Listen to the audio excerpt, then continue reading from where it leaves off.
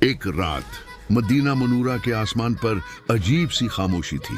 ہوائیں تھم گئی تھیں، درخت ساکت تھے اور مسجد نبوی کے اندر سے ایک نورانی ماحول چھایا ہوا تھا۔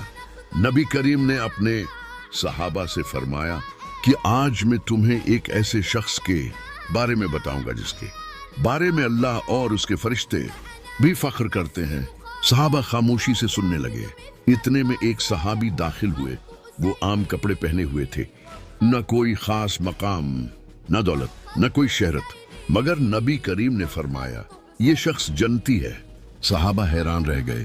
اگلے دن بھی وہی صحابی آئے اور رسول اللہ نے دوبارہ فرمایا یہ شخص جنتی ہے۔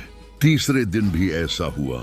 پھر عبداللہ بن عمرو رضی اللہ عنہ نے سوچا کہ آخر اس شخص میں ایسی کون سی صفت ہے جو اسے بار بار جنتی کہلوا رہی ہے۔ وہ اس صحابی کے پاس